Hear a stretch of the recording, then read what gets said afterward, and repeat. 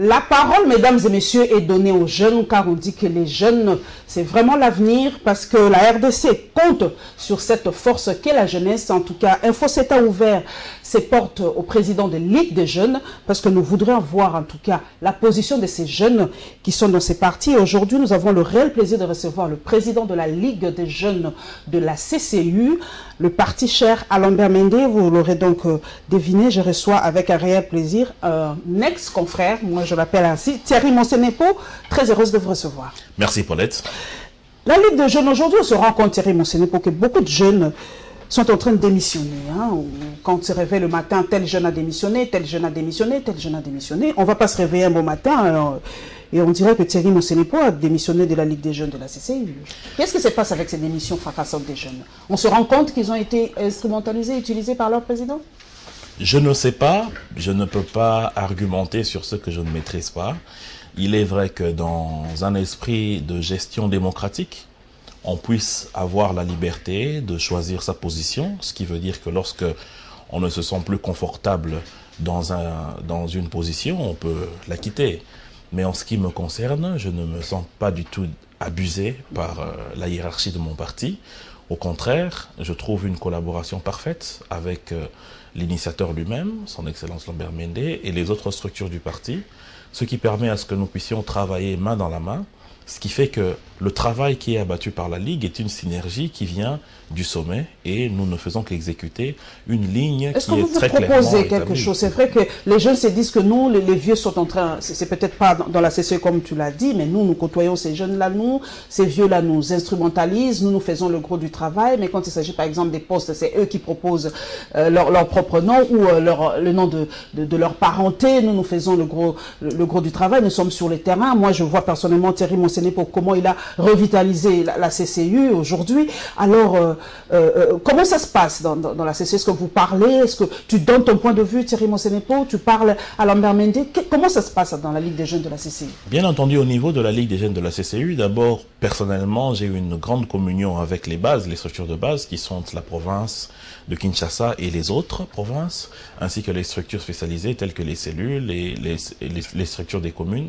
Nous travaillons pour établir notre programme sur un trimestre ou sur un semestre. Ensuite, nous soumettons cela à la hiérarchie et qui approuve ou qui amende, et ensuite nous nous mettons à exécution. Donc ça veut dire que nous sommes vraiment patrons de notre programme, mais qui entre dans le grand projet de notre parti politique.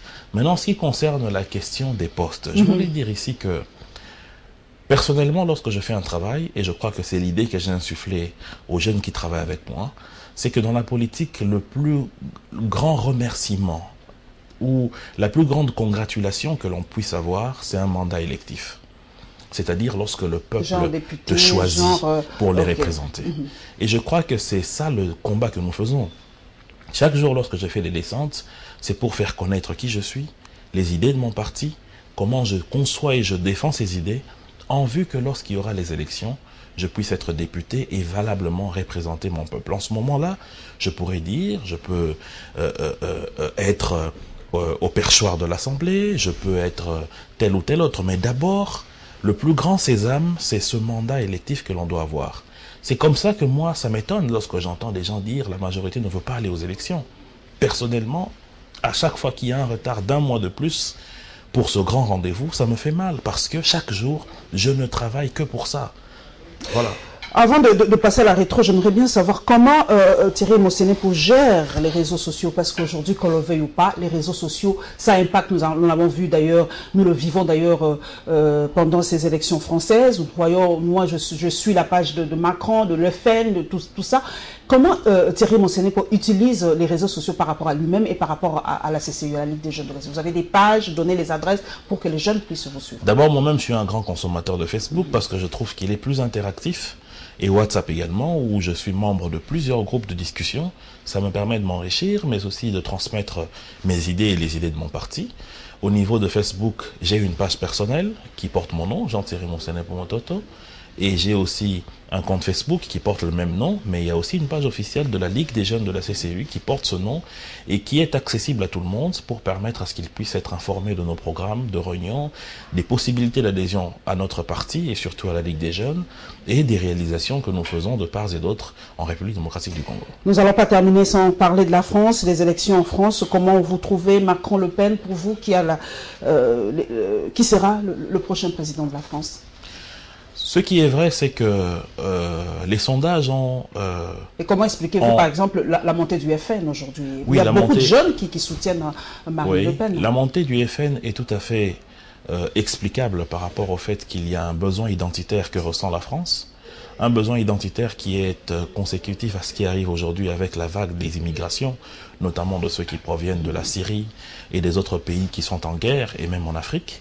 Mais c'est quelque part aussi une gifle, une addition que l'Europe est en train d'avoir de toute la politique qu'elle a eu à mener depuis longtemps en Afrique et dans d'autres pays.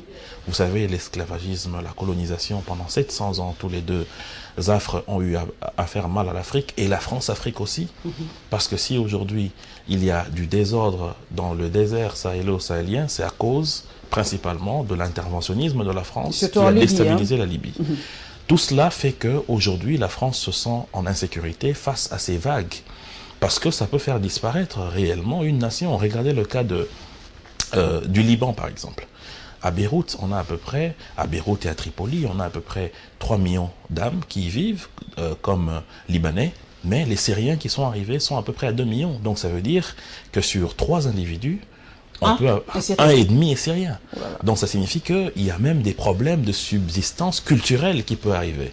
Je crois que la France, comme d'autres pays de l'Europe, est en train de vivre ça, raison pour laquelle il y a ce souci identitaire qui les pousse vers des partis conservateurs. Mais malheureusement, les autres options qui sont présentées par ces partis sont... Les partis traditionnels, comment on dit? Emmènent ces pays vers des isolements qui, aujourd'hui, ne peuvent servir à personne. Si la France existe, si l'entrepreneuriat français existe, c'est entre autres parce qu'il y a un marché européen. Alors la proposition de Marine Le Pen d'écarter la France de cela est un danger. De la zone euro. C'est un danger réel pour les PME, les PMI et même les grandes industries de France. Voilà, mesdames et messieurs, nous continuons. Nous prenons maintenant le vif du sujet. Le premier condensé, c'est par rapport à la signature de l'arrangement particulier. Eh bien, c'est fait. En tout cas, nous l'avons suivi en direct à la chaîne mère, à la RTNC. En tout cas, on a signé ces accords, la réaction des confessions religieuses par rapport à ça. Et évidemment, après, nous aurons la réaction, l'intervention de Thierry Moussenepo par rapport à ça.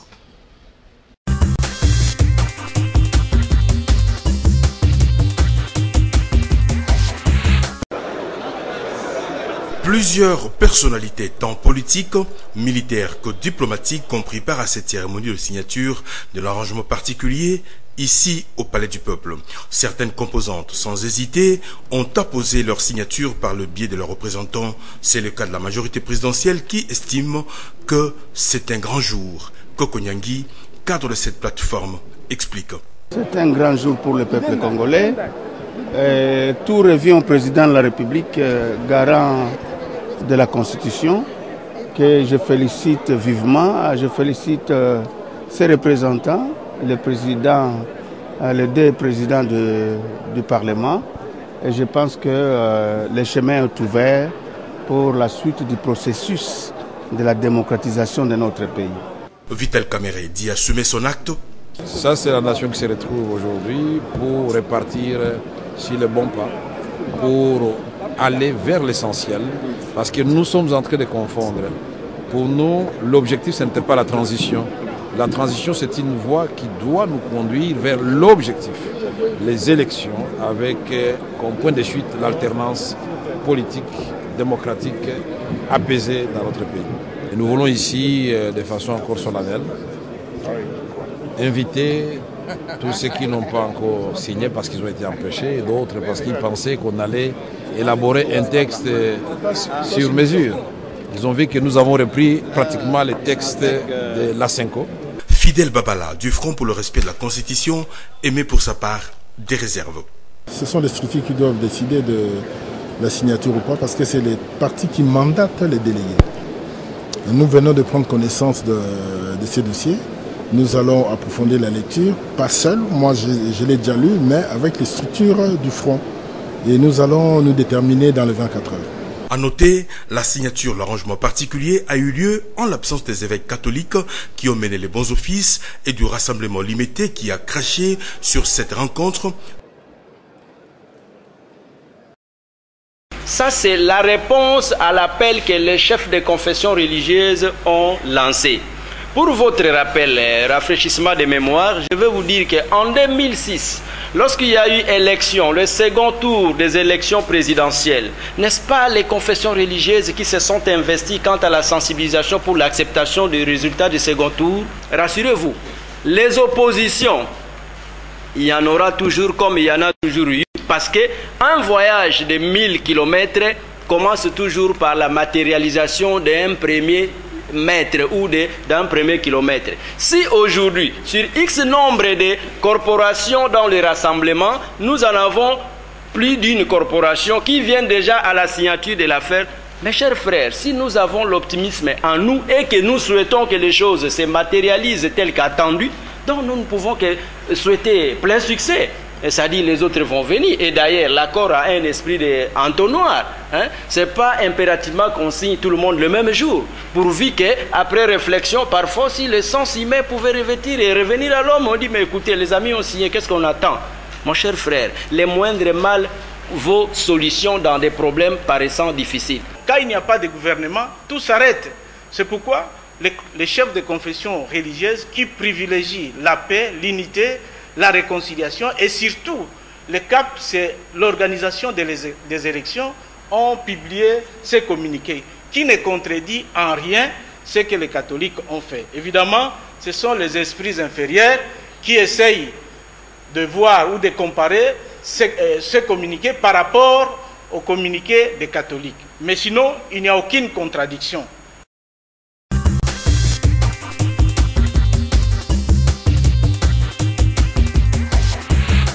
Thierry Monsenpo, est-ce que vous avez lu ce texte-là?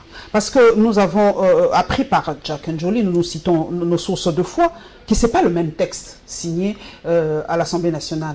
On a modifié quelque chose, quelques paramètres, quelques petits mots qui changent toute la donne, toute la compréhension du texte. Est-ce vrai? C'est son point de vue, mais moi je sais que ce texte n'a pas été modifié. C'est le même, c'est le même qui a été travaillé lors des discussions à la Synco, raison pour laquelle même le MLC qui avait mis une réserve le premier jour, après lecture et analyse, on conclut que c'était le même texte, c'était les mêmes paragraphes et ils ont signé le vendredi. Il n'y a pas eu même des petits amendements, Thierry Monsenpo? Non, pas du tout, c'est le même texte. On a ouï dire qu'on avait modifié, normalement la signature devait être faite à 10 h, on l'a repoussé vers 15 h, on a dit c'est pour quelques petits amendements. Donc il y a eu quelques amendements. Le problème c'était plutôt par rapport au fait qu'il fallait d'abord mettre le scénario en musique entre les différentes parties qui prenaient corps par rapport à cette signature.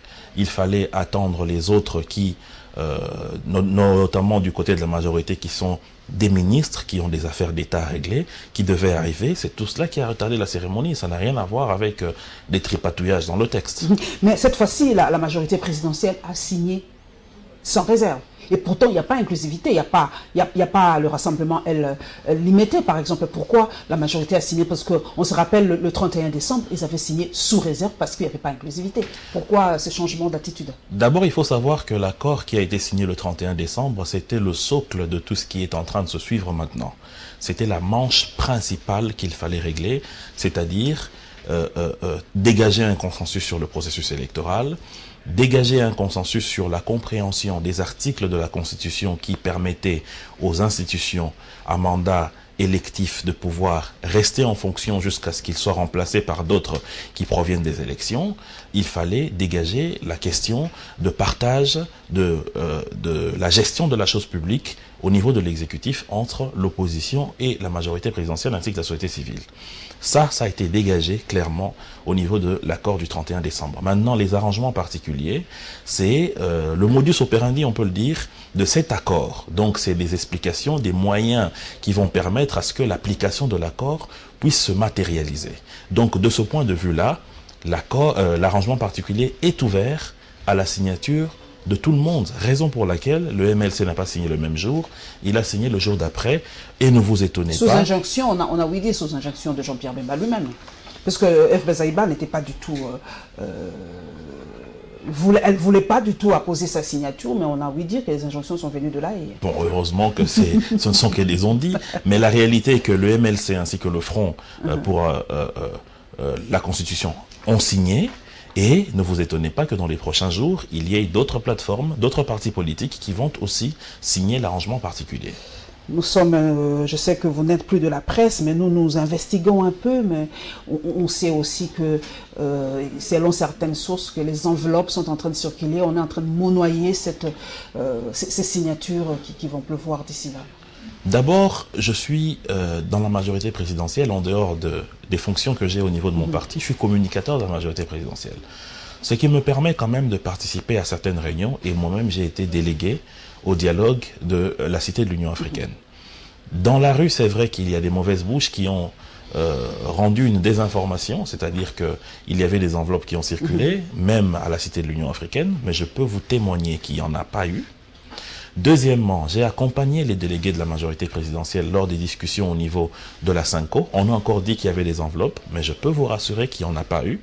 Donc cette fois encore, c'est vrai qu'il y a des mauvaises bouches qui se permettent de dire ce genre de mensonges, mais je peux vous rassurer qu'il n'y en a pas. Pourquoi? Parce que d'une part, je connais la probité morale de ceux qui aujourd'hui dirigent la majorité présidentielle.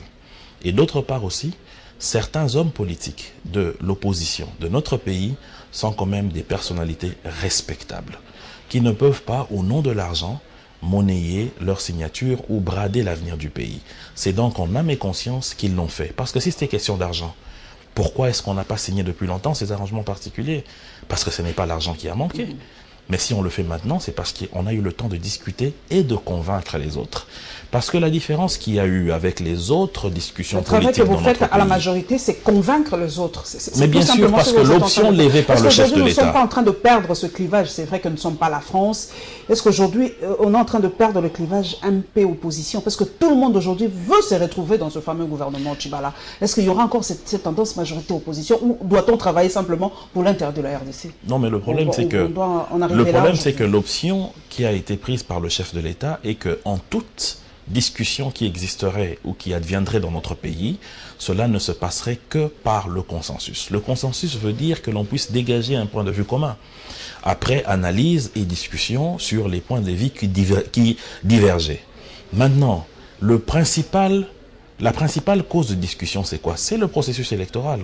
Et depuis Sun City, le processus électoral... Le poste de la primature, le problème est déjà résolu. Ça, c'est un second problème. Okay. Mais le principal problème, qui depuis le 28 novembre 2015, lorsque le chef de l'État signait son ordonnance, c'est le processus électoral.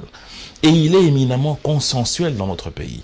Cela se dégage même par la formation du bureau de la CENI, lorsque vous l'observez. Il est pluriel, il est majorité, il est opposition, il est société civile. Donc tout cela fait que, pour le processus électoral, nous sommes obligés de nous mettre ensemble.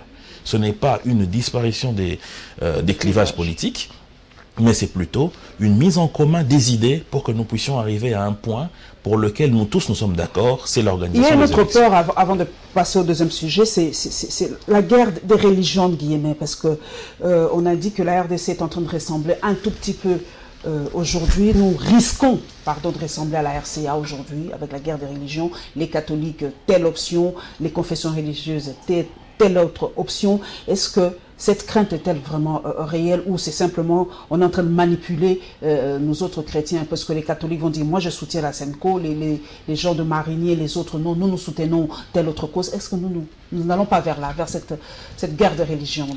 D'abord, la chance qu'a la RDC, c'est d'être un pays laïque. Il n'y a pas de religion d'État en République démocratique du Congo. C'est le mal que beaucoup de pays ont, qui fait que lorsque la religion d'État se bat contre une autre religion, il y a mort d'homme, il y a clivage sociétal.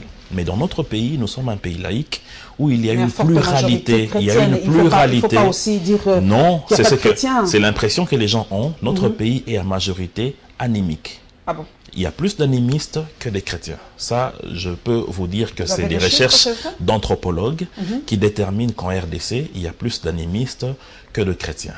Maintenant, en ce qui concerne les chrétiens, bien sûr, les catholiques sont plus que les autres confessions religieuses de chrétiens telles que l'église de Réveil et ainsi de suite.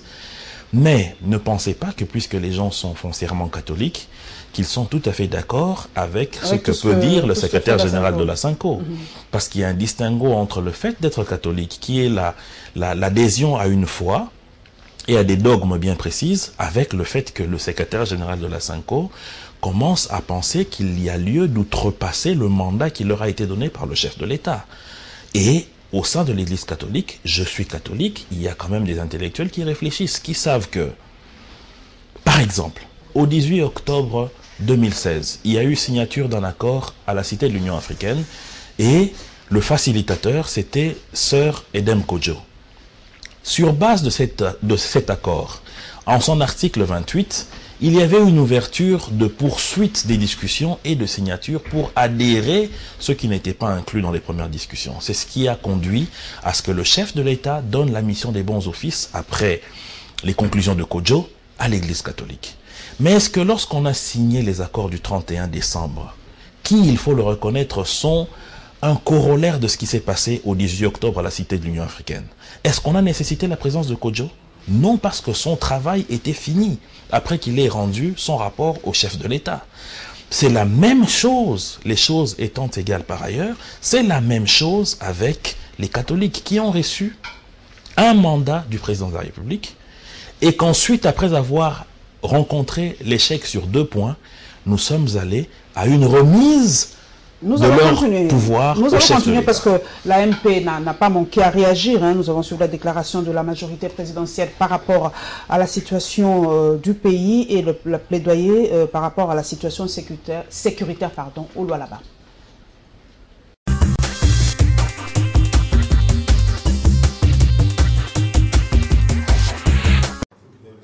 C'est une séance dite stratégique étalée sur 3 jours, soit du 21 au 24 avril.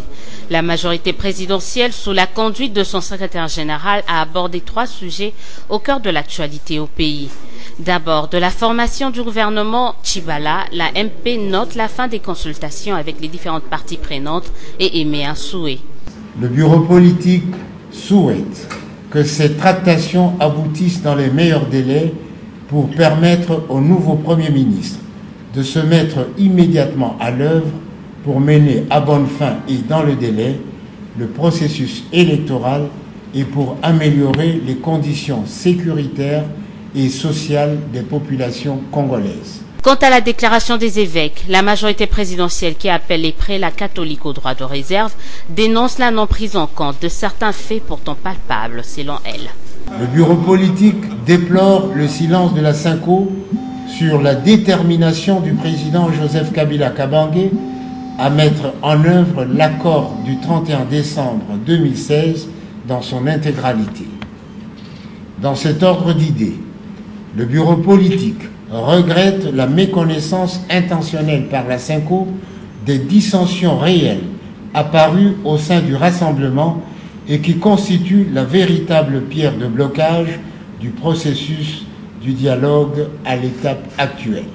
S'agissant enfin de la situation dans le Kasaï, la famille politique du chef de l'État, tout en saluant la fin du conflit de succession coutumière au sein de la famille Kamwina Sapou, invite le gouvernement à redoubler d'efforts afin de mettre un terme à la sécurité dans cette partie du pays et d'éviter le phénomène de contagion.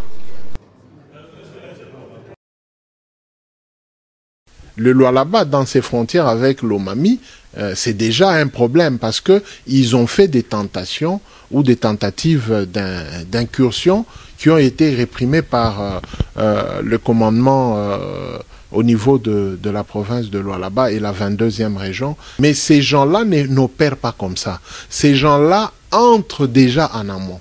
Ça dit que dans le Lualaba, ces gens-là sont déjà là. L'opération d'enrôlement risque de connaître cette situation-là parce que vous vous souvenez déjà que la CENI annule les bureaux de vote dans le Kasaï.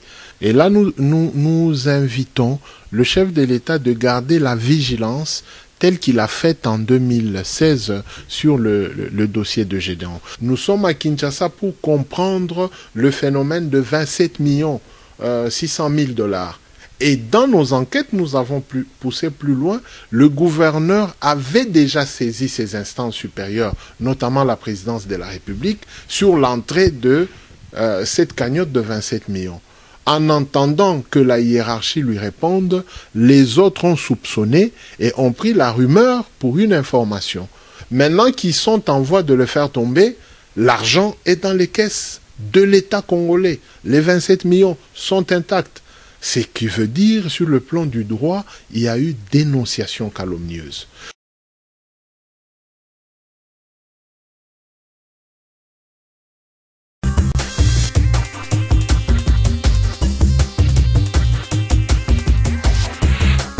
Thierry Mosenepo, pardon, vous voulez les élections, c'est votre point de vue, mais on sait déjà qu'au Kasaï, on a suspendu le processus d'enrôlement, mais une certaine opinion se lève pour dire que c'est une décision à deux poids deux mesures, parce qu'on n'avait pas suspendu ce processus à Béni, malgré qu'il y a eu des problèmes, mais ça continue. Pourquoi suspendre au Kasaï, qui est, selon une certaine opinion, le fief électoral de l'opposition, et on ne l'a pas fait à Béni? Est-ce que vous partagez aussi ce même point de vue? Non, je ne partage pas cela. Ce qui se passe au Kasaï, ça ne s'est jamais produit en République démocratique du Congo. Même pas à Béni? Peut-être à l'époque. Ce sont les mêmes massacres. Mais je crois que vous n'avez pas depuis vu les vidéos qui sont en train de se passer.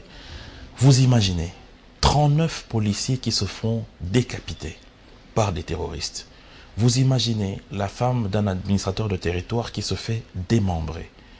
Vous avez vu les images des deux agents de l'ONU qui ont été tués et dont la dame a été décapitée par les terroristes de Kamwina Sampo.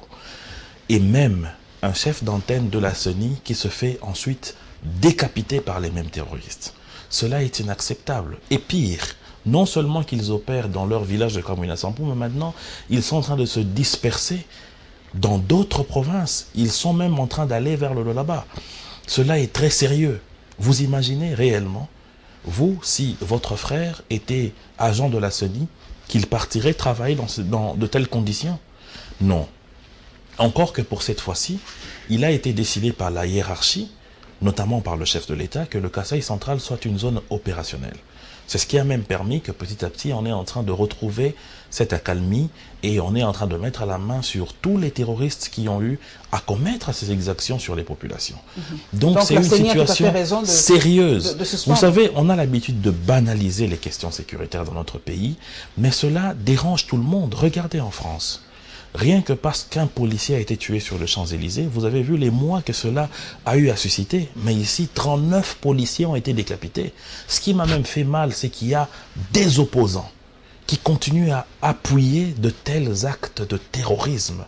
C'est écœurant. Les États-Unis, par exemple, ont mis non seulement de l'argent, mais les moyens et leurs meilleurs soldats pour arrêter Joseph Kony, le patron de la LRA, qui court dans les forêts de Lubangui. Mais aujourd'hui, les États-Unis ont annoncé qu'ils le laissent tomber parce qu'ils n'ont pas pu avoir la main sur ce monsieur. Vous imaginez, les États-Unis ont des drones, ils ont des satellites, ils ont tout. Mais ils disent, on n'a pas réussi d'attraper un individu qui s'appelle Joseph Kony. Donc imaginez maintenant que la RDC est en face des terroristes drogués, utilisant des pratiques fétichistes et qui déstabilisent toute une région. C'est tout à fait normal que la CENI puisse, pour la sécurité de ses agents, mais aussi même pour la sécurité des populations qui vont aller dans les bureaux de vote pour se faire enrôler, que cela puisse être suspendu. Vous avez soulevé un point tout à fait honorable, c'est l'hommage qu'on rend aux morts. Vous avez parlé des 39 policiers tués. Bien entendu. Est-ce que tu connais leur nom, Thierry? Non. Est-ce que le gouvernement nous a cité leur nom? Non. Donc c'est ça aussi, c'est mettre un nom, coller un nom à nos morts. C'est peut-être ça le problème. En France, quand on rend hommage, on cite les noms des gens qui sont morts. Même lors de l'attentat du 11 septembre, on a cité les 3000 noms des Américains tombés. Mais quand on nous demande quels sont les 39 policiers morts en RDC, personne ne connaît les noms. Il y a eu 24 aujourd'hui, vous le savez, 24 Congolais morts entre la Turquie et la Grèce. Mais le gouvernement nous dit non. Madame. Pourquoi ne pas mettre un nom à ces gens-là? Ils ont existé, Thierry Bosset. C'est un fait aussi, il faut le reconnaître. Madame, je peux vous dire alors que la question ou la responsabilité de cette absence de besoin collectif de coller un nom, vous revient à vous la presse. Ah bon, pourquoi? C'est à nous de le faire. S'il vous plaît, madame. Pourquoi? Qu'est-ce qui empêche à votre caméra ou à votre rédaction de prendre comme option, comme élément du journal, aujourd'hui, nous allons aller à la police? Vous pensez vraiment que la police nationale congolaise n'a pas les noms de ces éléments qui sont morts? En tout cas, le message est lancé. Nous viendrons chez vous, Général Kanyama. Est-ce que vous pensez que le ministère de l'Intérieur... Nous viendrons chercher le nom de Est-ce que vous pensez que le ministère de l'Intérieur n'a pas les noms? Mais pourquoi ils ne disent pas? S'il vous plaît, où est-ce que vous avez les noms de ceux qui sont morts en France? C'est dans Paris Match. Vous n'allez pas les avoir chez Cazeneuve, qui était à l'époque ministre de l'Intérieur. Vous allez les avoir sur Paris Match. Mais vous allez les avoir ils vont chez leur dans ministre François. Je sais que vous êtes aujourd'hui de la majorité présidentielle, mais soyez un peu plus objectif. Quand, par exemple, Paris Match va chez Cazeneuve, Cazeneuve ne leur ferme pas la porte. Il leur donne les noms. Mais nous, si nous allons chez Kanyama, il ne nous donnera pas les noms de ces 9. C'est un secret d'État. Madame, je crois que ce que vous faites là, c'est un procès d'intention, c'est-à-dire, vous pensez de vous-même qu'on va vous refuser l'accès, ce qui n'est pas le cas. Encore qu'il y a une loi dans notre pays qui donne justement le devoir aux institutions de vous fournir l'information. Donc si cela vous est refusé, vous avez même des éléments... dire qu'on nous a refusé. Mais vous avez une loi sur ça. Ok, nous prenons maintenant un autre fait, c'est aussi le Kassai, la majorité présidentielle a balayé quelques problèmes. Nous avons par exemple, en ce qui concerne la formation du gouvernement, on a dit qu'on veut que ça soit le plus rapidement possible. D'ailleurs, peut-être que je vous félicite déjà en avance, on ne sait jamais, peut-être... je ne savais pas que vous avez été consulté. J'espère avoir en face de moi un vice-premier ministre, parce que c'est déjà arrivé. J'ai reçu une dame à cette émission, Info 7, et quelques heures plus tard, elle a été vice-ministre. Votre plateau fait nommer. Fait nommer, peut-être. Alors, je crois. Félicitations, peut-être. Je crois que je passerai ici plus souvent.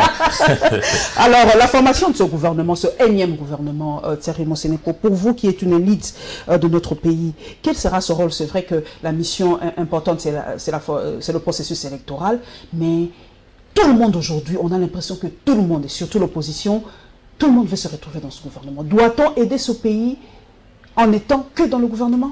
Non, pas du tout. Pour que l'on puisse aider le pays, on n'est pas obligé d'être dans le gouvernement, mais je ne peux pas non plus me mettre ici comme un parangon de la vertu pour me permettre de critiquer ceux qui ont leurs propres ambitions. Chacun a ses ambitions. Il y a d'autres, c'est vrai, qui ambitionnent de travailler dans le gouvernement pour aider le pays, ce n'est pas du tout interdit. D'autres le font dans le secteur privé, d'autres le font encore dans la territoriale, chacun a ses ambitions. Mais il est vrai que pour l'instant, l'objectif principal, c'est l'organisation des élections.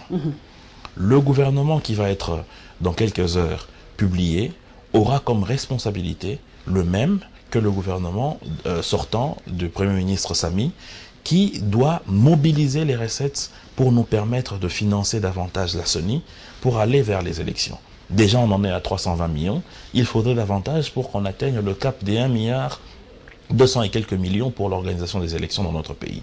Je crois que c'est cela l'objectif. Donc que ceux qui ambitionnent ou ceux qui entreront dans ce gouvernement, qu'ils sachent que l'objectif principal, c'est la tenue des élections, mais au-delà de cela aussi, il y a la question sociale de notre population qui, à cause de la crise internationale économique qui frappe le monde entier, est en train de vivre dans des situations précaires. Nous poursuivons, nous prenons, comme nous allons parler du Kassai, nous prenons directement la réaction de l'Azado par rapport à la publication de cette vidéo qui a suscité beaucoup de réactions, nous allons en parler tout à l'heure, et évidemment le point de presse de chaque mercredi de la mission onusienne en République démocratique du Congo.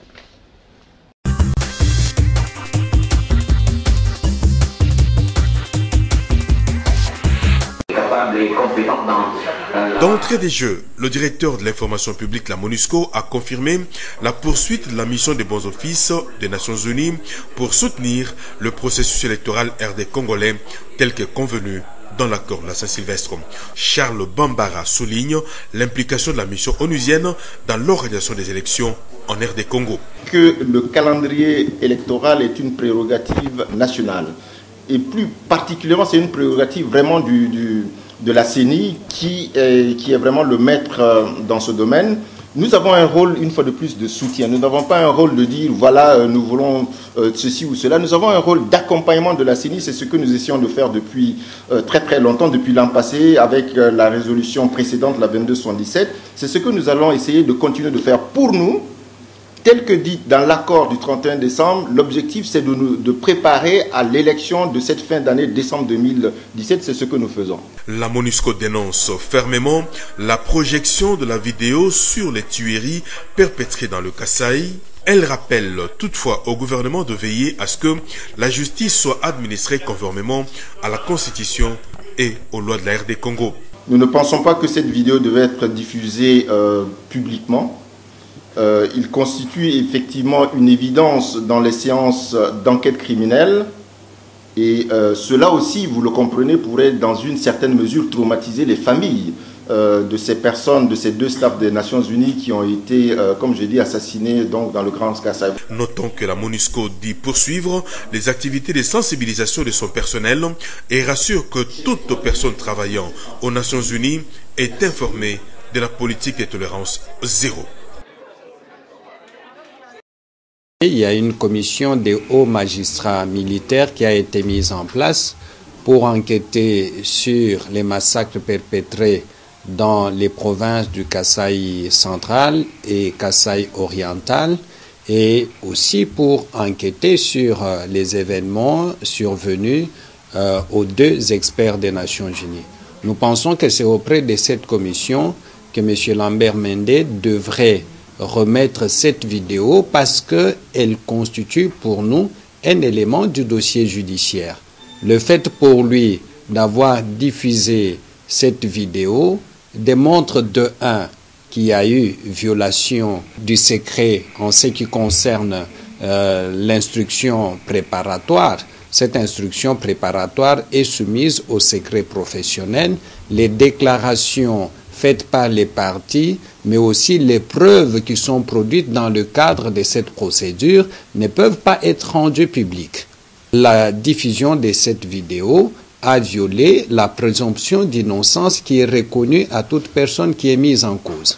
Alors que pour des enquêtes indépendantes et justes, nous pensons que toutes les pistes doivent être prises en considération. C'est pour ça que nous avons estimé que cette vidéo ne devrait pas être diffusée et nous avons renouvelé notre demande face à toutes ces actions, à la diffusion de cette vidéo, à l'attitude du gouvernement, qu'on mette en place une commission indépendante qui puisse s'occuper des enquêtes concernant les massacres survenus dans le Grand Kasaï, mais aussi l'assassinat des deux experts des Nations Unies.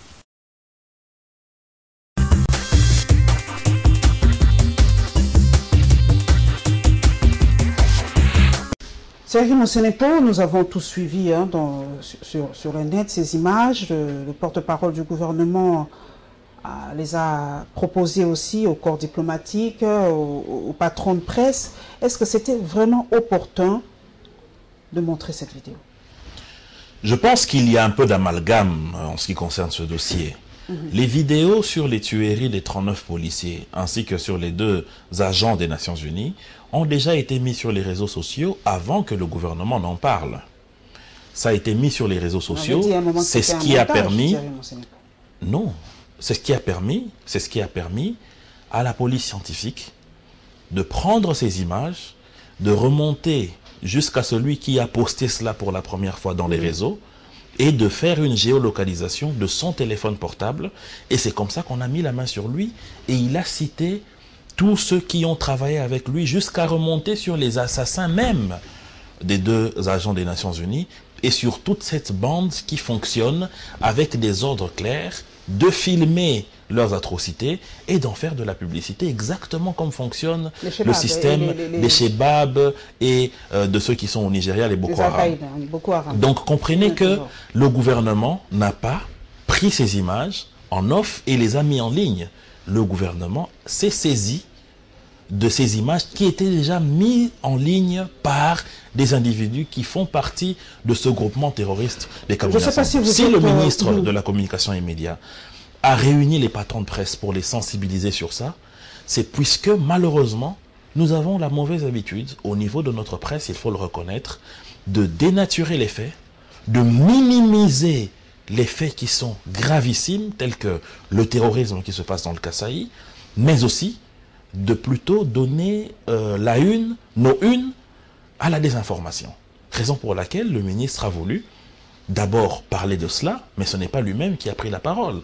Le porte-parole de la police était là pour expliquer les circonstances où les 39 policiers ont trouvé la mort et où les 2 experts des Nations Unies aussi ont trouvé la mort. Je ne sais pas si vous êtes spécialiste en informatique. Quand on a montré ces images, il y a certains informaticiens qui nous ont dit, nous, Madame Paulette, les données de cette vidéo ont été trafiquées parce que les métadonnées, je ne sais pas les mémoires, je ne suis pas spécialiste, les métadonnées ont été trafiquées. Excusez-moi, toutes les dates, tous les chiffres ont été réduits à 0000, donc on a trafiqué les images. Moi, je dis, ben, moi, je ne suis pas spécialiste, j'ai essayé de comprendre un peu ça veut dire quoi métadonnées, et on a vu. Est-ce que pour vous, ces images sont véridiques, vraies, ou n'ont pas été montées? Parce que je sais que Lambert Médé, pour la première fois, quand on avait balancé certaines images, j'avais dit que c'était un montage. Oui, il avait raison sur ce point-là. C'était un montage. Ces images-là où on montrait les femmes blessées étaient un montage. Puisqu'il y a les Balouba, excusez-moi, hein, moi je suis vraiment pas tribaliste, mais les Balouba qui ont entendu les propos de ces gens-là disent que c'est pas réellement les Chiluba parlés là-bas. Les termes employés, c'est pas vraiment ça. Et d'ailleurs, pour retrouver le corps de ces 2 experts des Nations Unies, ce sont les Kamwena Sampo qui les ont amenés. Donc comment ceux qui ont tué peuvent amener les enquêteurs à retrouver les corps? C'est comme un voleur qui dit que non, moi j'ai volé là-bas, allez m'arrêter. Comment ça se passe? Comment expliquer ça? Mais comment ceux qui n'ont pas tué vont savoir où se trouve le corps? Mais ce sont les Kamwena Sampo qui l'ont montré. Mais voilà, mais imaginez, moi je ne suis pas, mais bien sûr, moi je ne suis pas au courant d'un meurtre, comment je saurais que c'est à tel endroit, sous ce pont, qu'il y a des cadavres?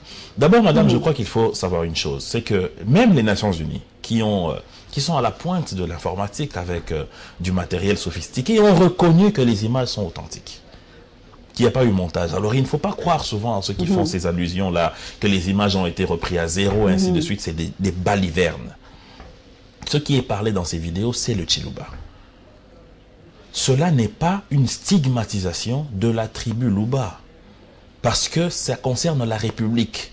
Il ne faut pas que l'on sorte de l'épingle de la tribu Luba pour dire que les Luba sont mauvais, sont terroristes. Non, c'est des terroristes de Kamwena Sampo. Il ne faut pas que l'on puisse stigmatiser la tribu Luba sur la question. On dit que tous les musulmans sont terroristes. Il ne faut pas qu'on tombe dans ce Il ne faut pas qu'il y ait ces amalgames. Donc, ça c'est de 1. De 2, le Chiluba qui est parlé, c'est le Chiluba. Il n'y a pas de problème là-dessus. Un assassin est un assassin, quelle que soit sa tribu. Il n'y a pas de protection à lui donner parce qu'il est Luba, parce qu'il n'y a pas ceci. Nous savons très bien que les 2 experts se sont rendus dans une zone qui, à l'époque, était contrôlée par les terroristes de Kamwena Sampo. Ça, c'est clairement défini. Il n'y avait aucune présence des forces de l'ordre à cet endroit-là. Même là où leurs dépouilles ont été enterrées dans un puits. Il n'y avait pas, à cette époque-là, la présence des forces de l'ordre à ces endroits-là. C'était des endroits qui étaient contrôlés par les terroristes de Kamwena Sampo. Alors, pour voir qu'au-delà de ce terrorisme qui a eu une genèse purement, je peux dire, spirituelle sur la succession d'un chef coutumier, il y a une main noire qui manipule pour déstabiliser les blessés. Il y a récupération, Bien sûr. Main noire extérieure, on ne sait pas trop. Parce que mais une main noire extérieure ne peut que collaborer avec une main noire intérieure pour déstabiliser le pays. Parce que comment expliquez-vous que la personne qui a le premier posté cette vidéo avait sur lui du matériel informatique de pointe, ainsi que des données qui permettent justement de downloader des vidéos sur Internet, sur YouTube et sur les réseaux. Oui, où est-ce qu'il a eu les moyens pour avoir tout cela? Donc ça signifie qu'il y a un penseur quelque part. Est-ce que c'est celui qui continue? On a entendu des gens, candidat président de la République, mais qui a dit ne baissez pas les armes. Est-ce que c'est lui qui est derrière? Est-ce que c'est d'autres qui se sont moqués de la mort des 39 policiers qui sont avec nous ici et qui se disent qu'ils sont des parangons de la démocratie? On se pose des questions. Heureusement que la justice est derrière tout ça et très bientôt on va savoir. Cela relève aussi de notre grande problématique, c'est la territoriale. Est-ce que doit-on changer un peu cette histoire des originaires de territoire? Parce qu'on se rend compte que cela ne marche pas. 20 ans après, ça ne marche pas. Un originaire n'est pas forcément un meilleur agent de territoire. Parce que sous Mobutu, en tout cas, excusez-moi, comparons un peu, sous Mobutu, quelqu'un du Bandundu pouvait être gouverneur au Katanga, un Katangais vers l'Équateur. Et je crois que cela, créer cette unité nationale tant appréciée sous l'époque de Mobutu, entre guillemets. Mais aujourd'hui, on a l'impression qu'il y a un repli identitaire incroyable. Est-ce qu'on n'est pas en train de Thierry Mosenipo de perdre l'identité congolaise, la nation congolaise aujourd'hui? Non, je ne pense pas qu'on le perd, mais c'est vrai que chaque jour de notre vie, nous devrions nous battre contre ce repli identitaire. C'est quelque chose qui va toujours nous accompagner, puisque nous sommes plus de 450 tribus. Nous allons vivre cela chaque jour, et notre lutte, c'est de nous battre contre ces sentiments de bas niveau. Mais la démocratie que nous avons choisie, justement, ne nous permet plus d'agir comme c'était à l'époque du maréchal Mobutu, où il pouvait se lever un matin et nommer un gouverneur. Aujourd'hui, les gouverneurs sont élus.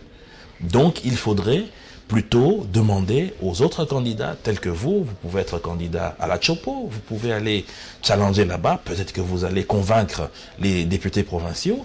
Cela n'est pas du tout interdit. Donc, dans la pratique, cela ne regarde pas le gouvernement, mais chaque Congolais. D'abord, celui qui est député provincial, le choix qu'il va faire doit être un choix. Qui veut instaurer cette histoire d'origine de... Il n'y a pas d'instauration. Comment c'est arrivé d'instauration. Il n'y a pas d'instauration. Je pense plutôt que c'est une question collective de tous les Congolais qui, d'autres, je donne le cas de Kondevila Kikanda, qui a été candidat dans l'Est plutôt que chez nous au Bas-Congo. Au Congo central. On peut pas avoir 150 députés comme ça. Mais c'est le courage. C'est le courage, madame. C'est le courage. C'est le courage de tout un chacun. Ce n'est pas au président de la République de dire madame Paulette allait être candidat dans le Haut-Touélé. C'est à vous-même de décider que le Congo, il est partout. Je peux aller être candidat partout. Donc, c'est là où je dis que c'est un appel à tous les Congolais. Ceux qui doivent élire, ceux qui doivent être élus, pour que nous puissions savoir que le Congo, il est pluriel. Il est pluriel. Nous poursuivons, mesdames et messieurs, nous parlons maintenant du 24 avril. Cette semaine, eh bien, on a célébré l'installation de la démocratie. Tout le monde se rappelle d'ailleurs du discours du 24 avril 1990 du maréchal Mobutu. Et évidemment, nous allons reparler un peu de la SAMCO par rapport à ces travaux de la commission Justice et Paix.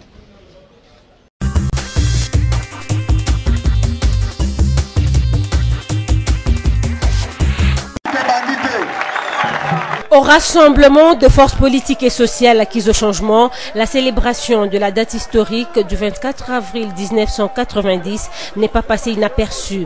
27 ans après la démocratisation de la RDC, Félix Tshisekedi, président du rassemblement, juge opportun de faire un rappel historique et l'évaluation des événements caractérisant cette date. À l'en croire, le 24 avril en République démocratique du Congo reste ainsi l'une des dates marquantes de la lutte glorieuse du peuple pour la conquête de sa dignité et les libertés fondamentales.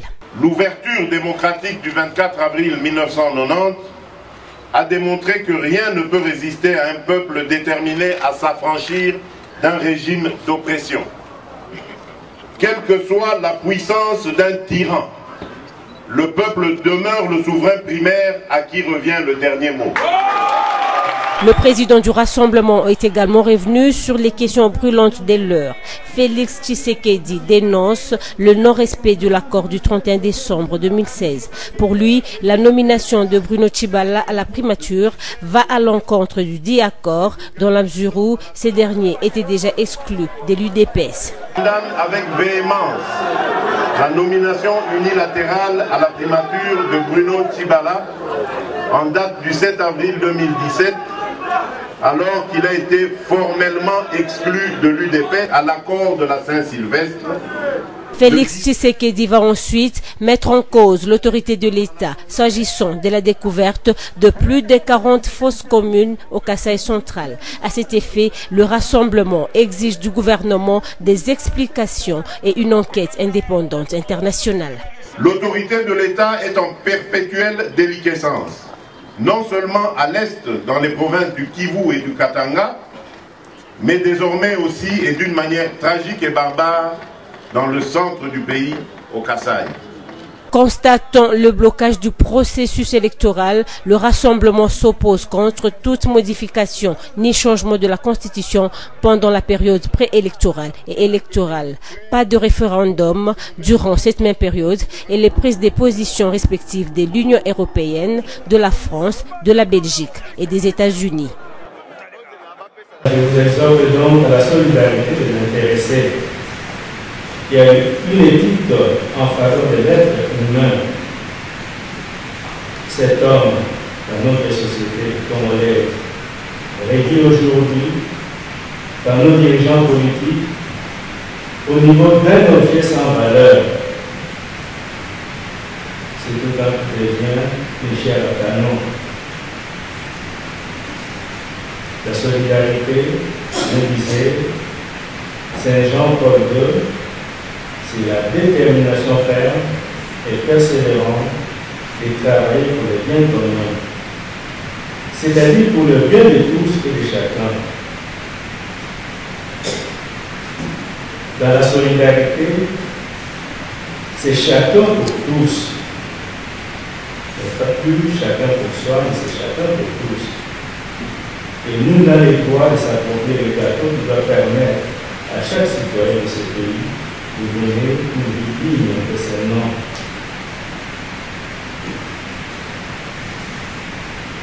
En outre, gardez-vous de vous retirer des mains de Dieu en vous installant dans la médiocrité qui vous empêche personnellement et même communautairement à vivre le présent avec passion.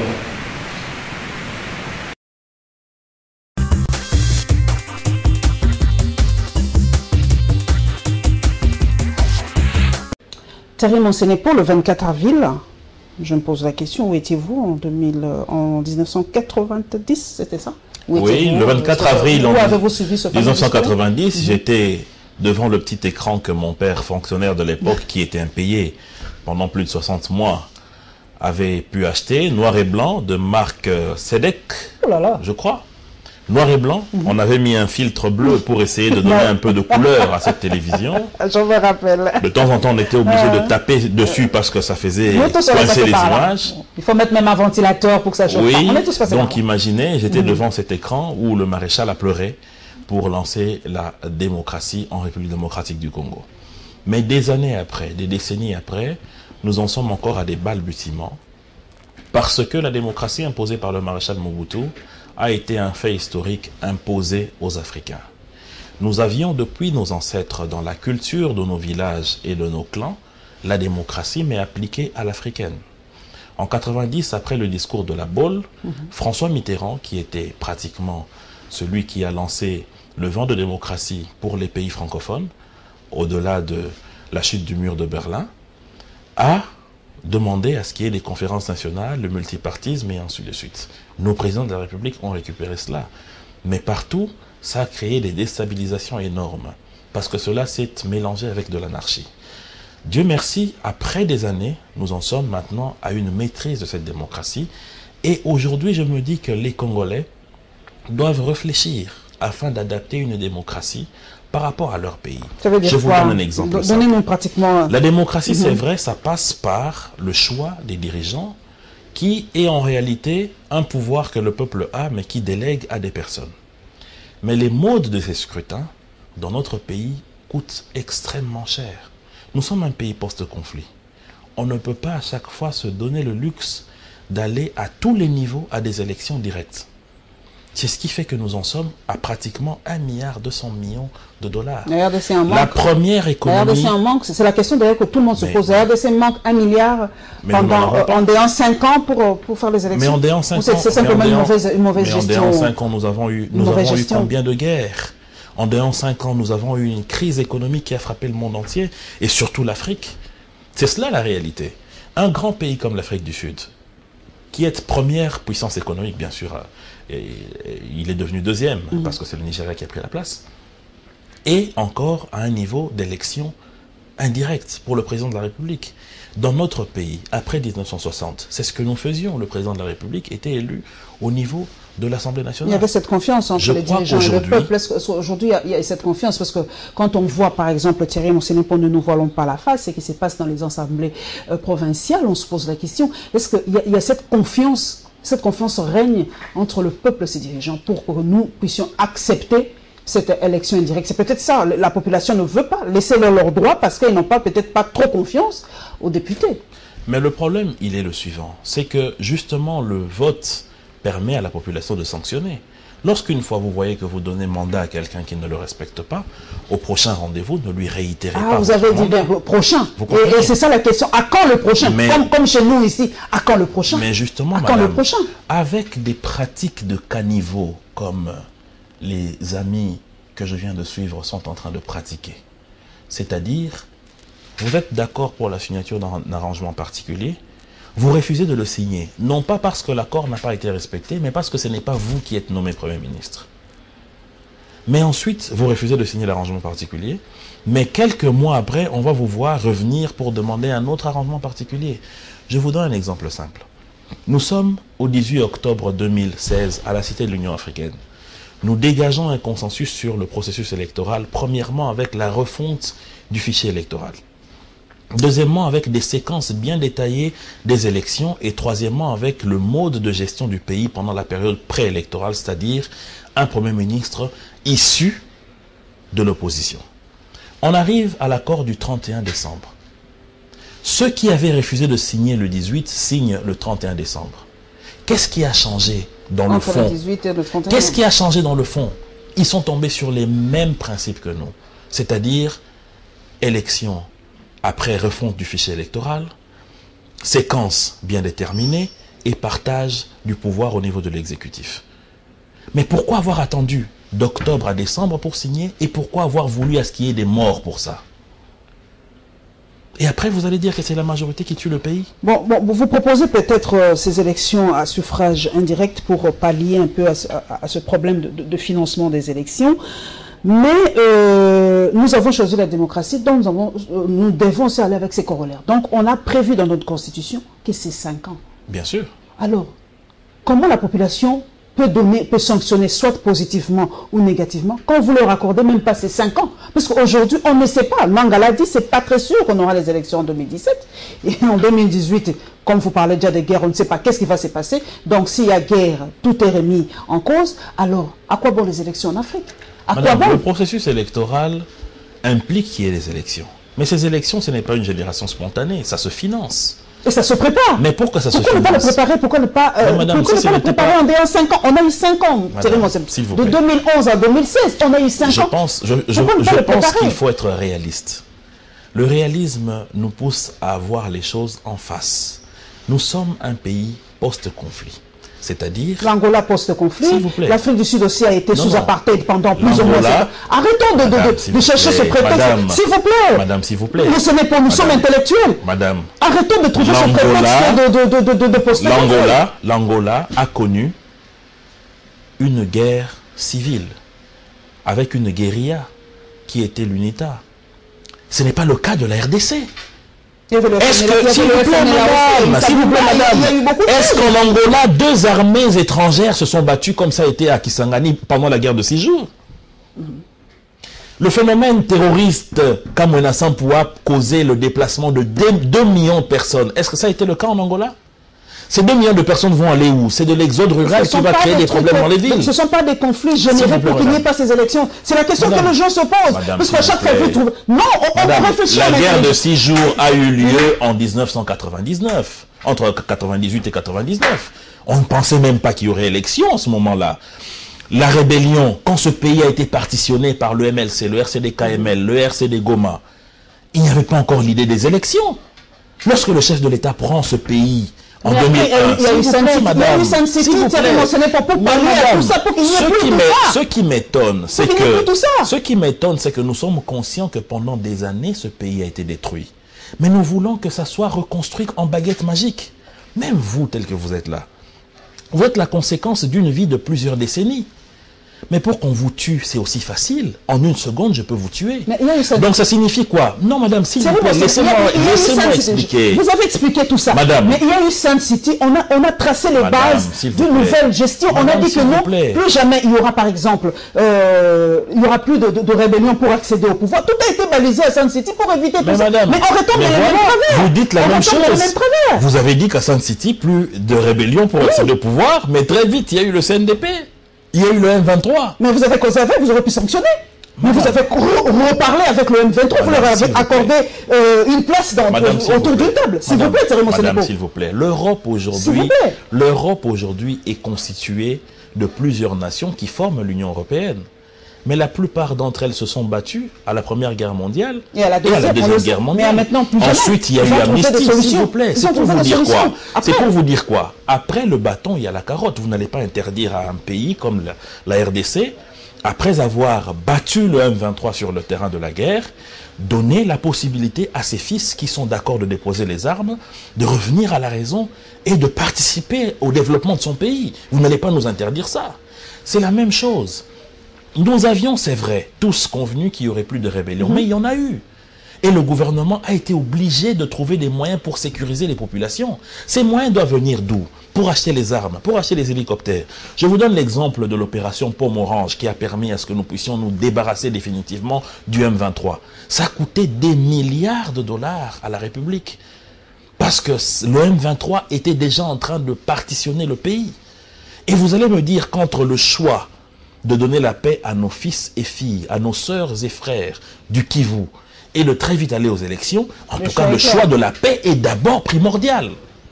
C'est ce qui se passe même aujourd'hui avec le phénomène terroriste de Kamwina Sampou. Devrions-nous attendre que l'on tue les agents de la CENI, ou plutôt résoudre d'abord le problème de la paix? Parce que sans paix, il n'y a même pas élection. Il n'y en a pas. Aujourd'hui en Syrie, tous les amis qui veulent donner un choix à ce pays pour retrouver la paix ont tenté de vouloir organiser des élections, mais c'est impossible de le faire lorsqu'il y a un contexte de guerre. Mais c'est la même chose. Et notre pays a été détruit et déstructuré pendant des années. Il ne faut pas qu'on s'attende que ça soit développé aussi vite. L'Allemagne a suivi de bombardements des Alliés en 1945. C'est combien d'années après que cette Allemagne s'est soulevée? Après 1945. C'est pratiquement 40 années après. Et vous allez dire qu'un pays comme la RDC qui a connu la dictature de Mobutu, la zaïrianisation des entreprises, donc c'est-à-dire que l'on tue les tissus économiques du pays, deux pillages, des guerres récurrentes à l'Est, peut se reconstruire aussi facilement en 10 ans. Qui ont suivi après. Mais écoutez, madame, la corruption, il y a un corrompu et il y a un corrupteur. C'est-à-dire que c'est un mal qui doit être réglé par tous les citoyens. Ce n'est pas parce qu'on est congolais que l'on ne peut pas se battre contre ce mal. Ok, nous allons prendre un autre grand dossier, c'est l'assainissement de la ville de Kinshasa. En tout cas, les travaux ont débuté parce que la ville de Kinshasa présentait une image vraiment, permettez le mot, dégueulasse. Mais comme nous sommes tous patriotes, nous ne faisons que défendre Kinshasa et son gouverneur, mais je crois qu'il nous a entendus. Et cette fois-ci, en tout cas, les travaux ont bel et bien commencé. Et la réaction, évidemment, du numéro 1 de la ville de Kinshasa par rapport au contrôle des véhicules.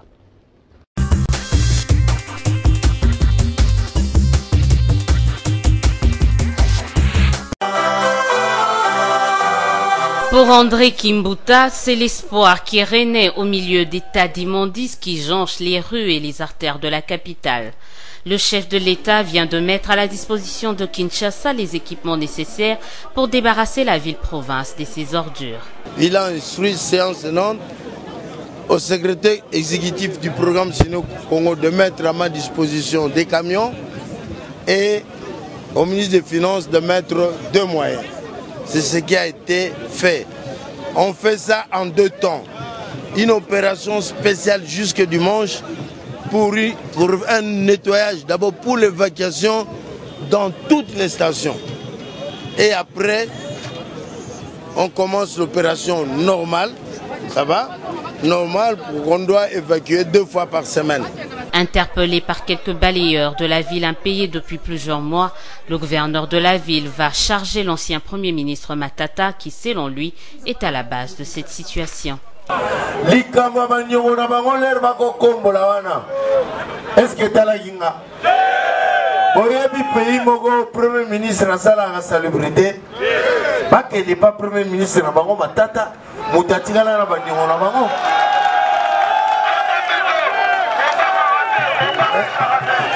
Etalinga ite. Tala baninga ne basala ka gestion. Bazu musolo ba pesi ngai. Ngai ne naza responsable. Yo olobi yo moko ba cantonnier yo moko bo. Siko musala on peut sili bat batikali na ba wi mwana maboko ba futabite. Siko balinga ba kosa opinion ke kimuta. Au-delà de cette polémique, l'exécutif provincial de Kinshasa se dit résolument déterminé à mener à bon port cette opération. Le numéro 1 de Kinshasa prévoit d'ailleurs des descentes régulières sur terrain, histoire de s'assurer de la bonne exécution de cette campagne spéciale d'assainissement. Est-ce un revirement de l'exécutif de Kinshasa en ce qui concerne le contrôle des véhicules, surtout ceux à volant à droite? En tout cas, André Kimbuta a tenu à dissiper ce que lui-même qualifie de confusion. La profité mouké pendant le vélo comme confusion au ligne contre la Kinshasa. Là, la Sénat contrôle la vignette. Au moins une campagne en haut. Bah le bakuna Kimbuta lui va contrôler vignette. Ceux qui contrôlent technique, ceux qui disent ligne de tia hors na secteur wana. Les camafinettes na kachezate, ceux qui chauffeur à Zokumba, document liboso va exiger des années. Ceux qui ont taxi, c'est un commerce. Pour ça, la commerce, il faut foutre à Obabengi autorisation des transports. Donc, à en croire le numéro 1 de la ville, il n'est nullement question de contrôle d'un autre document excepté l'autorisation de transport pour les taxis, mais aussi le permis de conduire. À côté de cela, le patron de la ville se dit être en droit de veiller à la sécurité de Kinois, victime ces derniers jours des malfrats utilisant le plus souvent des véhicules communément appelés ketch. Les Kamaba ketch, nazo fan de lango, na koyamba association na bango. Pour yebisa bango que bateau bazo sala batak à main armée bazo tambola kaka na baketch natika bamu bakinois ah ba accident ebele ezali mikumbi mituka ya baketch so botali bien sur 100 voitures au monde a 3 bazana permis ba chauffeur wana nyoso bazana permis te natika bango kandingwana. S'agissant des routes, l'autorité urbaine annonce le démarrage de l'opération de réhabilitation de la voirie de Kinshasa, preuve selon lui que l'exécutif provincial prend en compte toutes les problématiques liées à la ville.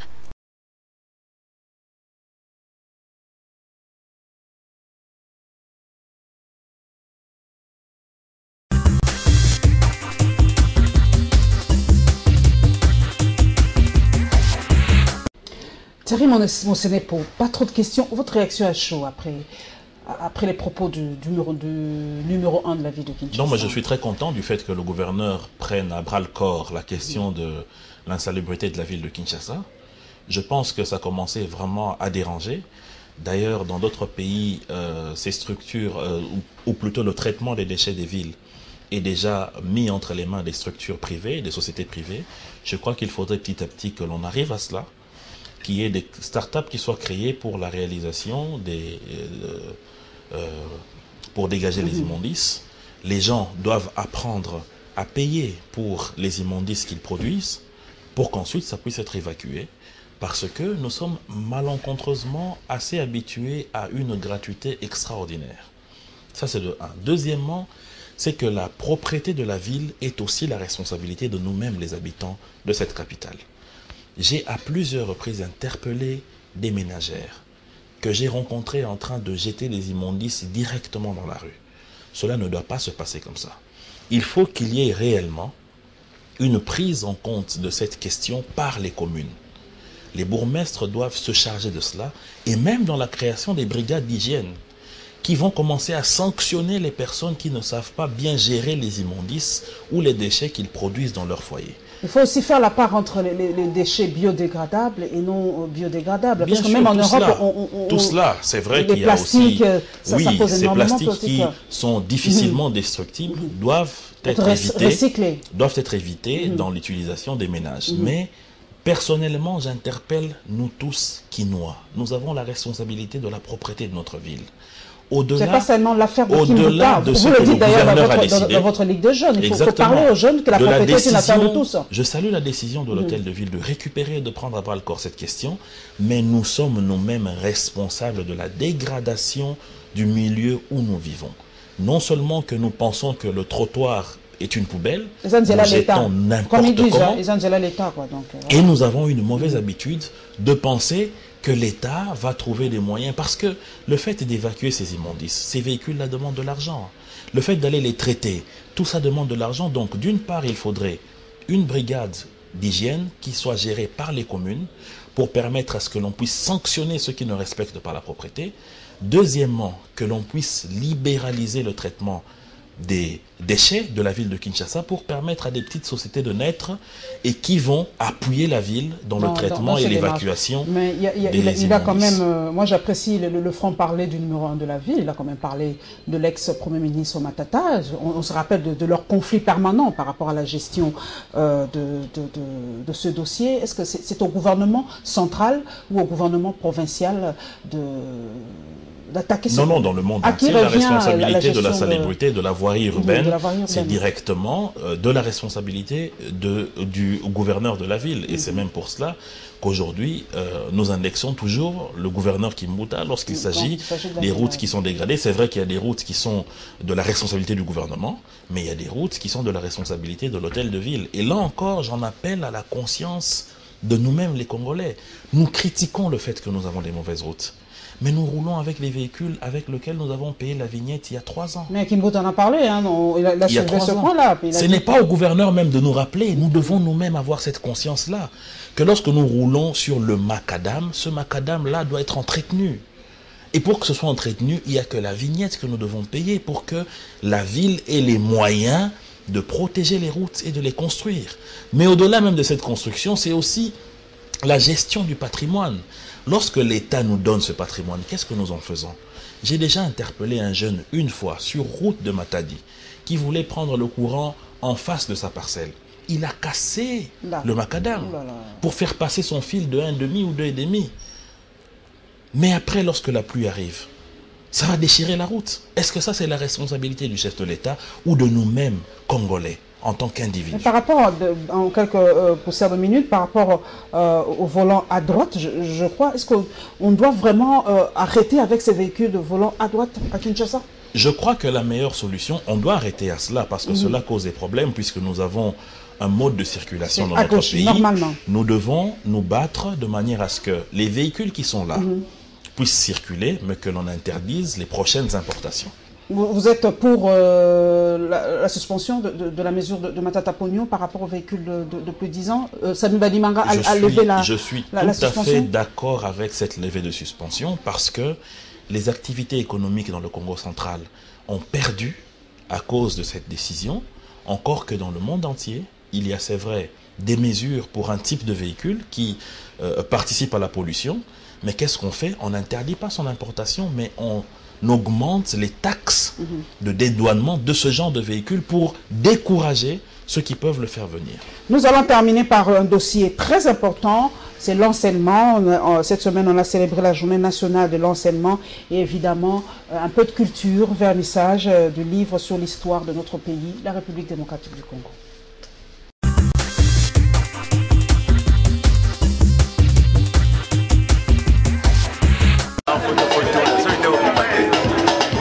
Cette année, la RD Congo a célébré autrement la journée nationale de l'enseignement.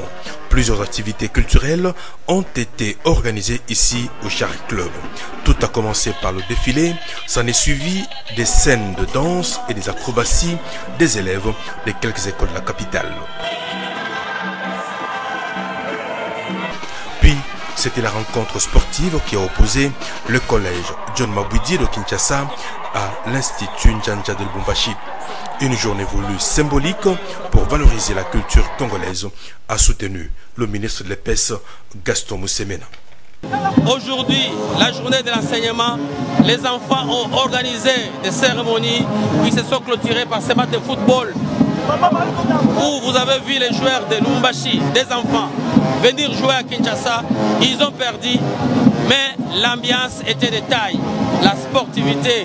Nous avons donc voulu valoriser la culture parce que nous voulons préparer nos enfants à comprendre qu'ils doivent être d'un corps sain pour l'amélioration de la qualité de l'enseignement, qui est notre devise en ce moment pendant ces 5 ans. Jean-Pierre Ilunga, président du mini-championnat national interscolaire, s'est réjoui de l'organisation de ces tournois. Nous nous réjouissons maintenant des progrès que nous sommes en train de réaliser par rapport au championnat scolaire qui est toujours très mal connu et très mal fiché ici à Kinshasa. C'est une première expérience que je trouve louable parce que réunir quand même des équipes sportives, des écoles, de deux grandes villes du Congo, c'est déjà quelque chose. A noter, la rencontre de ces jours s'est soldée par la victoire de l'équipe du collège John Mabwidi de Kinshasa sur celle de l'Institut Njanja de Lubumbashi par le score de 2-0. La cérémonie s'est terminée par la remise des trophées aux équipes qui sont arrivées en finale, mais également des prix.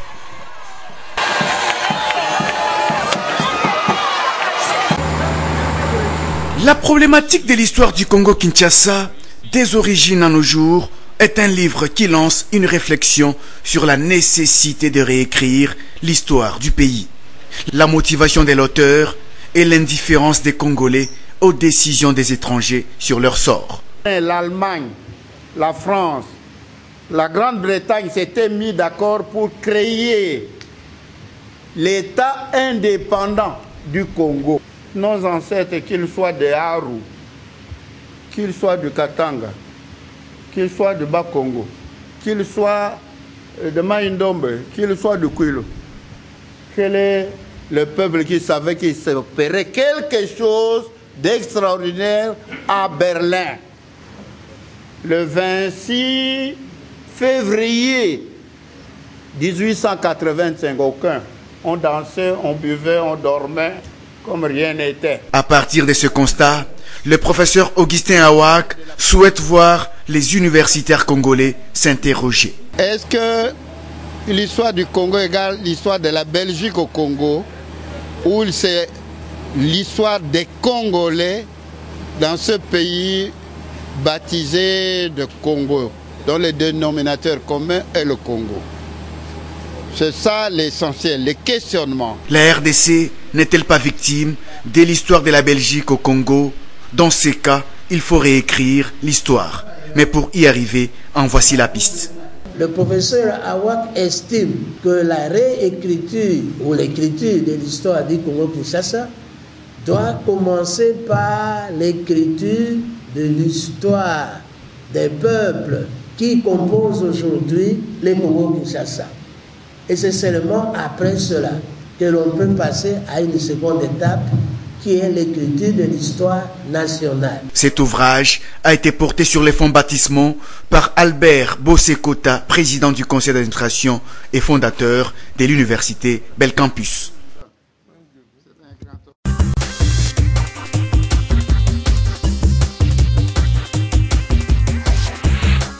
Nous allons terminer par ce dossier culturel, l'histoire du Congo. Thierry Monsenepo, vous avez suivi ces grands intellectuels. Est-ce que nous, la RDC et la Belgique, nous sommes un couple? L'histoire de la RDC est liée fondamentalement avec la Belgique?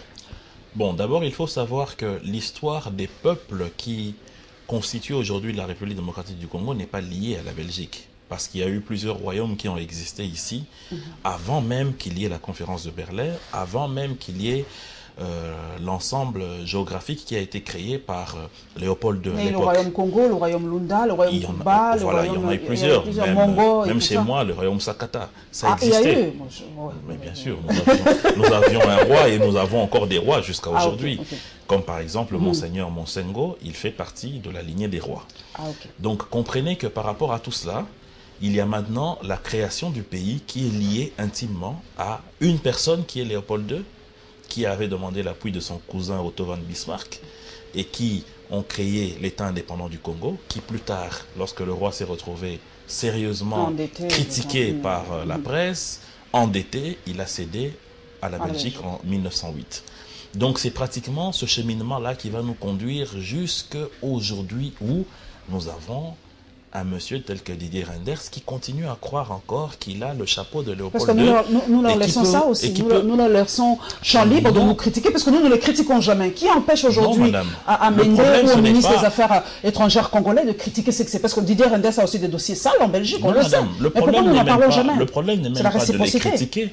Le problème, c'est ces Congolais qui continuent à ne pas croire en leur pays, mais qui croient en la Belgique, qui croient en la France. Je vous donne des exemples simples. Je vous en prie. Lorsque notre police et notre justice enquêtent sur les cas des meurtres perpétrés au Kasaï central, mais qui sont les premiers à dire qu'il faut une enquête internationale, comme si nos policiers sont incompétents? Qui, lorsqu'il s'agit des questions éminemment congolaises, telles que les élections, s'en vont pour demander l'aide de la Belgique? J'en appelle à la Belgique. Pourquoi? C'est encore ce passé colonialiste qui les hante dans leur tête. Mais pour nous autres nationalistes, nous nous disons que l'histoire de la RDC et de la Belgique s'est cassée le 30 juin 1960 lorsque nous avons eu notre indépendance. Maintenant, il y a ceux qui croient encore en un néocolonialisme, qui veulent le faire vivre au travers de tous ces officines qui continuent à croire qu'ils ont encore un mot à dire sur le Congo. Eh bien, nous autres, nous serons toujours là pour leur dire non et niet, il n'en est pas question. Qui peut réécrire froidement, avant de terminer, qui peut réécrire froidement l'histoire de la RDC? Mais c'est nous tous, et Patrice Emery Lumumba l'a dit dans son testament, que la vraie histoire de notre pays, c'est celle qui sera écrite par les fils et les filles de notre pays, c'est-à-dire les Congolais. C'est toi et moi. C'est nous tous qui allons écrire l'histoire de notre pays. Pas celle qui nous a été racontée dans Tintin au Congo, pas celle qui nous est racontée par les bandes qui sont aujourd'hui gardées à Tervuren, mais plutôt par notre propre expérience et par ce que nos ancêtres ont eu à nous léguer. Voilà, nous sommes à la fin. Une question personnelle avant de terminer. Vos ambitions politiques, Thierry Monsenepo, parce que président de la Ligue des jeunes aujourd'hui, vous avez dit donc pas besoin d'être dans le gouvernement, ce n'est pas vos ambitions. Donc vous ambitionnez députation. Pour vous, vous trouvez que c'est ça qui va... Ça sera la cerise sur le gâteau d'une vie politique, parce que je me dis que chaque jour, lorsque nous passons, nous disons que nous représentons le peuple. Nous disons que nous parlons au nom du peuple. Mais le vrai mandat du peuple ne peut se gagner que par les élections. C'est ce ticket-là que je cherche à avoir et pour lequel je me bats chaque jour, raison pour laquelle, quand vous m'invitez, je viens toujours pour expliquer mes idées et celles de mon parti politique, de notre grande famille qui est la majorité présidentielle, pour que le peuple puisse, au travers de ses projets, comprendre qu'ils peuvent faire de Thierry Monsenepo leur parleur, leur représentant au niveau de l'Assemblée nationale. Merci donc à Thierry Monsenepo d'être passé à la barre, l'expression est consacrée. Merci donc à tous mes followers sur les réseaux sociaux. Merci à tous les téléspectateurs et téléspectatrices de Congo Web Télévision. En tout cas, Info7 est ouvert au président des ligues de jeunes, parce que je vais donner un peu la parole à ces jeunes. Vous voyez l'exemple de Macron. Hein, donc pour moi, il faut vraiment un renouvellement de la classe politique congolaise, et que les jeunes aient le courage de se lancer, de parler, et surtout de parler de leurs idées, de leurs ambitions, de leur passion, et pourquoi ils ont choisi par exemple de faire la politique comme Thierry Monsenepo, pour être le parleur, le représentant de ce peuple dont tout le monde se targue aujourd'hui d'être le représentant. Merci à toute l'équipe technique, à Rassis et à toute l'équipe là-bas à la régie, ils sont nombreux. Merci à vous pour votre disponibilité et bon début de semaine à tous les journalistes, membres de Presse pour le Progrès. Nous nous retrouverons mesdames et messieurs avec le même plaisir le dimanche prochain.